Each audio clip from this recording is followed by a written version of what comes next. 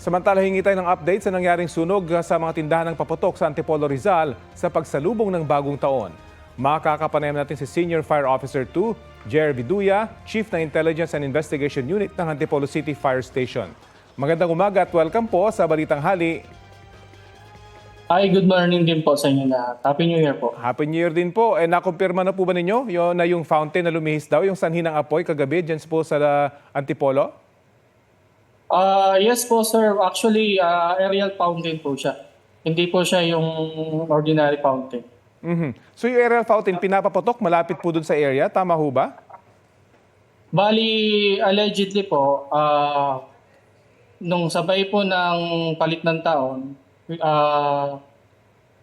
midnight, ay allegedly merong nagsindi ng aerial fountain doon po sa open field.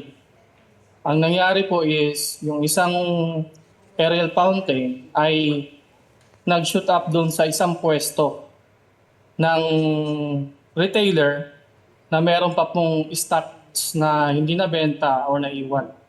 Doon Hindi, sa... Yes po. opo, hindi ho ba mahigpit na pinagbabawal yung pagpapaputok malapit dun sa mga tindahan ng paputok? Yes sir, actually meron po kaming programa po riyan. And we are actually deployed to sa area, 4 na araw na po. Nangyari po kasi yung ginawa po nung iba ay sinabayan yung palit ng taon. So sinindihan din yung allegedly yung yung sarili nilang stocks. Ng, pero under investigation pa po natin para ma-determine natin kung sino yung nagsindi at kung kanino galing na retailer yung aerial fireworks na ginamit po. Na-clear na po ba yung area at may natira pa ba mga paputok sa lugar? Bali po yung hindi po nadamay ng mga retailers ay pinaklear na po namin. So iniwan lang po namin yung involved na mga nadamay na retailers doon sa insidente para po sa continuing po namin na investigation.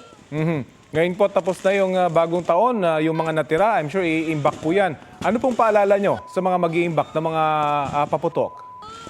Ang mahigpit po namin na paalala po, yung pong hindi na po nagamit ay huwag niyo pong itago. Yan po dapat i-dispose ng maayos. So babasahin po natin yan at i-dispose po natin properly.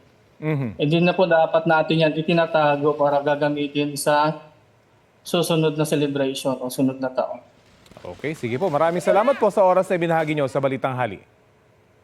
Wala pong Happy New Year po sa lahat. Salamat po sa Senior Fire Officer 2, JR Biduya ng Antipolo City Fire Station.